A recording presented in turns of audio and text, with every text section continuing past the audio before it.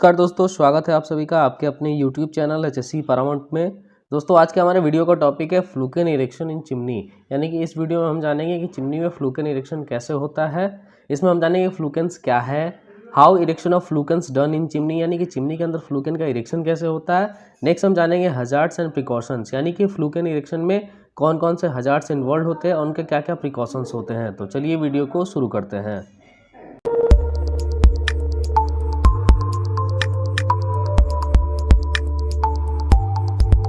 तो दोस्तों सबसे पहले हम जानते हैं कि फ्लूकेंस होते क्या है। तो फ्लूकेंस जनरली पावर प्लांट से निकलने वाले फ्लू गैसेस को एटमॉस्फेयर में रिलीज करने के लिए चिमनी के अंदर इरेक्ट किए जाते हैं, जिनसे कि बाहर से आने वाले डक्ट्स कनेक्टेड रहते हैं और जो भी पावर प्लांट में फ्लू गैसेस जनरेट होते हैं वो इन फ्लूकेंस के थ्रू एटमॉस्फेयर में रिलीज हो जाते हैं। फ्लूकेंस जनरली किसी चिमनी में सिंगल भी हो सकता है, किसी में डबल भी हो सकता है या किसी किसी चिमनी में ट्रिपल फ्लूकेंस भी होते हैं और इनका जो इरेक्शन होता है वो काफ़ी क्रिटिकल और रिस्की होता है। फ्लूकेंस को अलग अलग पार्ट्स में लिफ्टिंग किए जाते हैं जिन्हें कि सेगमेंट कहा जाता है। ये 3 सेगमेंट का भी फ्लूकेन हो सकता है, 6 सेगमेंट का भी हो सकता है या उससे ज़्यादा या कम भी हो सकता है, वो डिपेंड करता है डिज़ाइन और ड्राइंग पे। जब भी एक सेगमेंट प्रिपेयर हो जाता है तो उसको एक लिफ्टिंग अरेंजमेंट के थ्रू, जिसमें कि hydraulic jack, anchor device, power pack और एसटी रोप होते हैं, उनके हेल्प से एक सेगमेंट को लिफ्ट करके उनका जहाँ भी रेस्टिंग पोजीशन या हैंगिंग पोजीशन होता है वहाँ पे उनको रेस्ट या हैंग कर दिया जाता है। इस तरीके से जो भी सेगमेंट होते हैं जितने होते हैं उनको एक एक करके लिफ्ट करके उनको उनके पोजीशन पे हैंग या रेस्ट कर दिया जाता है। नेक्स्ट हम जानेंगे दोस्तों रिसोर्सेज यूज्ड फॉर फ्लूकेन इरेक्शन, यानी कि फ्लूकेन इरेक्शन के लिए कौन कौन से रिसोर्सेज का यूज़ किया जाता है। तो सबसे पहला रिसोर्स है दोस्तों क्रेन, यानी कि फ्लूकेन को लोडिंग अनलोडिंग के लिए क्रेन की ज़रूरत पड़ती है, तो पहला रिसोर्स हो गया क्रेन। दूसरा है ट्रेलर, यानी कि जहाँ भी हमारा फैब्रिकेशन यार्ड होता है, फैब्रिकेशन यार्ड से इरेक्शन साइड तक फ्लूकेंस को शिफ्ट करने के लिए ट्रेलर की ज़रूरत पड़ती है। नेक्स्ट उसके बाद है हाइड्रोलिक जैक्स, यानी कि लिफ्टिंग अरेंजमेंट में फ्लूकेन के हाइड्रोलिक जैक्स का यूज होता है। उसके बाद है एंकर डिवाइस, यानी जो हमारा एचटी रोप होता है, हाई टेंशन रोप होता है, उसको लॉकिंग के लिए एंकर डिवाइसेस का यूज़ करते हैं। नेक्स्ट है दोस्तों एचटी रोप्स, यानी कि हाई टेंशन रोप, और उसके बाद है दोस्तों पावर पैक। ये चारों के चारों लिफ्टिंग अरेंजमेंट में यूज़ किए जाते हैं ड्यूरिंग फ्लूकेन इरेक्शन। नेक्स्ट है दोस्तों सीक्वेंस ऑफ फ्लूकेन इरेक्शन, यानी फ्लूकेन इरेक्शन का क्या सीक्वेंस है। तो सबसे पहला है transportation of cans from fabrication yard to erection site, यानी जो भी कैंस होते हैं उनको एक अलग सेपरेट फैब्रिकेशन यार्ड में फैब्रिकेट किया जाता है। नेक्स्ट उनसे ट्रांसपोर्ट करके शिफ्ट किया जाता है इरेक्शन साइट तक।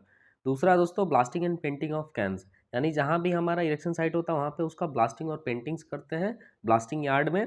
नेक्स्ट है दोस्तों shifting can in chimney using trolley, blasting painting के बाद जो कैंस होते हैं उनको चिमनी में शिफ्ट करने के लिए ट्रॉली का हेल्प लिया जाता है। उसके बाद दोस्तों fit up and welding of cans together, यानी जो भी कैंस है उनका फिटअप और वेल्डिंग किया जाता है from inside and outside.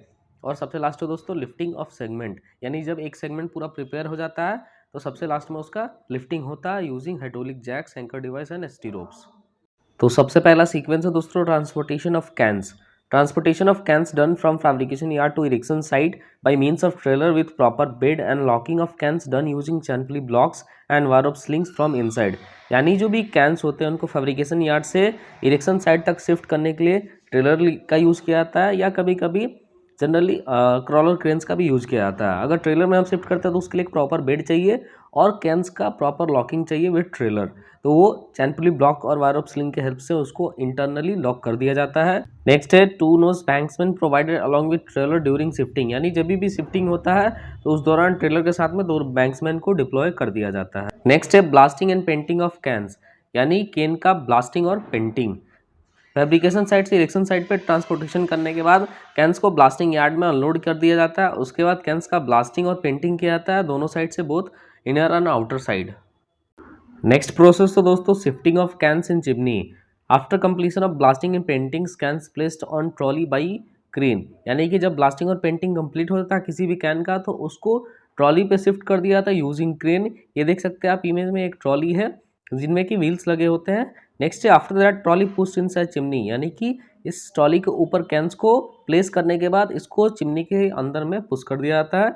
Next ST ropes attach to the can and locking of ST ropes done using anchor devices, यानी कि जब ट्रॉली को अंदर शिफ्ट कर दिया जाता है तो उस दौरान जो कैंस होते हैं कैंस में एसटी रोप्स को कनेक्ट कर दिया जाता है और उनका जो लॉकिंग होता है वो एंकर डिवाइस के हेल्प से कर दिया जाता है। नेक्स्ट दोस्तों fit up and weldings of cans, यानी जो भी कैंस है उनका आपस में फिटअप और welding. After placing can inside chimney fit up bolting and welding of cans done, यानी चिमनी में कैंस को प्लेस करने के बाद उनका फिटअप बोल्टिंग और वेल्डिंग कर दिया जाता है। फिटअप इनसाइड से, वेल्डिंग भी इनसाइड से और बाहर साइड से इनका बोल्टिंग कर दिया जाता है।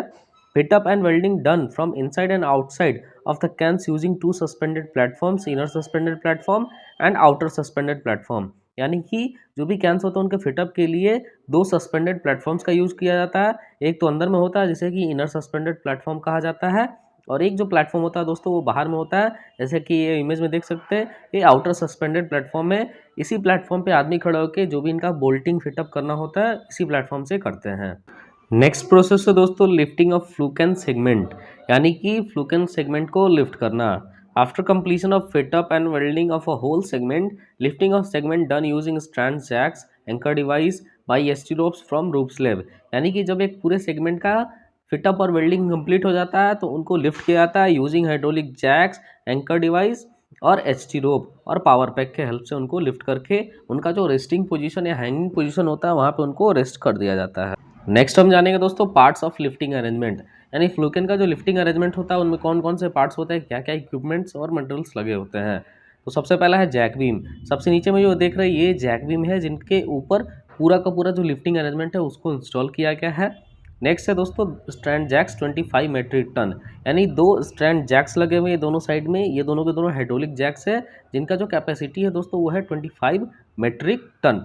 नेक्स्ट जो है वो है एंकर डिवाइस 20 मेट्रिक टन, यानी कि दो एंकर डिवाइस लगे, एक ये टॉप में आप देख सकते हैं और एक ये नीचे सेंटर में देख सकते हैं। दो एंकर डिवाइस का यूज़ किया गया है जो कि 20 मेट्रिक टन्स के हैं। इनका जो काम होता है वो एचटी रोप यानी कि हाई टेंशन रोप्स को लिफ्टिंग के दौरान लॉकिंग के लिए यूज़ किया जाता है।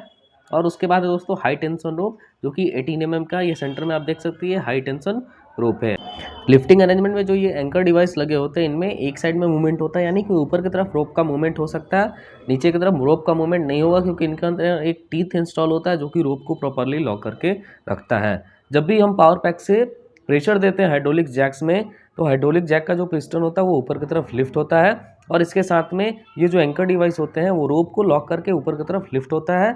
और जब भी हम प्रेशर देना बंद कर देते हैं और लोड को रिलीज करते हैं तो नीचे वाला एंकर डिवाइस टोटल लोड ले लेता है और रोप को प्रॉपरली लॉक कर लेता है। इस तरीके से लिफ्टिंग होता है और जो रोप होता है हमारा वो नीचे की तरफ नहीं जाता है।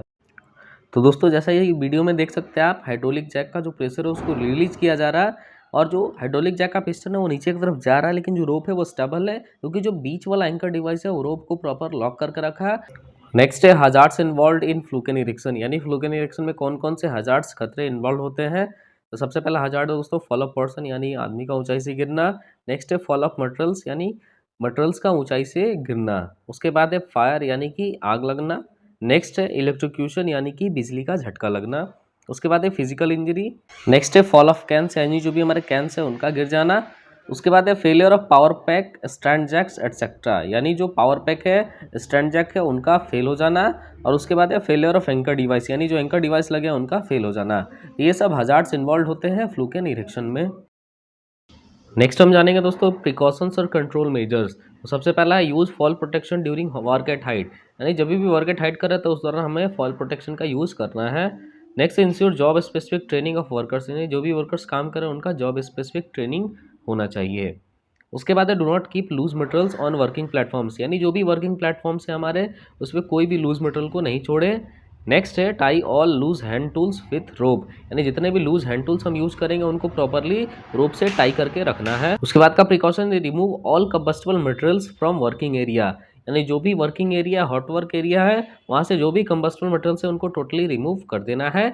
Ensure availability of fire extinguisher and sand bucket during hot work, यानी जब भी हॉट वर्क होता है तो उस दौरान फायर एक्सटिंग्विशर और सैंड बकेट अवेलेबल होना चाहिए उस एरिया में। Use fire blanket if required, अगर ज़रूरत है तो वहाँ पे फायर ब्लैंकेट का यूज़ करना है। नेक्स्ट है इंश्योर प्रॉपर केबल कनेक्शन, यानी जो भी केबल कनेक्शन हो प्रॉपर हो, वो अच्छे तरीके से सारा रूटेड हो, पुअर केबल मैनेजमेंट नहीं होना चाहिए। नेक्स्ट है all cable connections must be rooted through RCCB, यानी जो भी केबल कनेक्शन है वो सभी के सभी आरसीसीबी के थ्रू रूटेड होने चाहिए। नेक्स्ट प्रिकॉशन है दोस्तों use all mandatory PPs and job specific PPs, यानी जो भी मैंडेटरी और जॉब स्पेसिफिक पीपीज है उनका यूज़ हमें करना है। नेक्स्ट है TPI of all lifting tools and tackles and hosting equipment, यानी जो भी हम lifting tools and tackles use करेंगे, जो भी होस्टिंग इक्विपमेंट्स यूज़ करेंगे सबका टीपीआई होना चाहिए, यानी कि थर्ड पार्टी इंस्पेक्शन होना चाहिए। Inspect all lifting tools and tackles before use, यानी जो भी लिफ्टिंग टूल्स एंड टैकल्स होंगे उनका इंस्पेक्शन होना चाहिए before use. Trend and competent riggers should be diploid, यानी जो भी रिगर्स डिप्लॉयड होंगे वो टोटली ट्रेंड और कम्पिटेंट होने चाहिए। उसके बाद है jack operator must be trained and competent, यानी जो भी लिफ्टिंग करेगा थ्रू जैक अरेंजमेंट, जो जैक ऑपरेटर है वो ट्रेंड और कम्पिटेंट होना चाहिए। नेक्स्ट है inspect all jacks, ropes, power pack and anchor device before lifting, यानी जब भी हम लिफ्टिंग करेंगे तो जो भी हमारे हाइड्रोलिक जैक्स है, रोप है, पावर पैक है, एंकर डिवाइस है, सबका प्रॉपर इंस्पेक्शन कर लेंगे। उसके बाद inspection of all parts of anchor device must be done before use, यानी जब भी हम एंकर डिवाइस को इंस्टॉल करते हैं तो इंस्टॉलेशन के दौरान जो भी एंकर डिवाइस के टोटल पार्ट्स हैं उनको हमको एक बार प्रॉपरली चेक कर लेना है। और सबसे लास्ट में दोस्तों TPI of hydraulic jacks, ST ropes, power pack and anchor device must be done, यानी जो भी हाइड्रोलिक जैक है, एसटी रोप है, पावर पैक है, एंकर डिवाइस है, सबका टीपीआई होना चाहिए। तो दोस्तों आई होप आप लोगों को वीडियो समझ में आया होगा। ऐसे और वीडियोस देखने के लिए सब्सक्राइब करें हमारे यूट्यूब चैनल HSC पैरामाउंट को। जल्दी मिलते हैं अगले वीडियो में। Thank you for watching.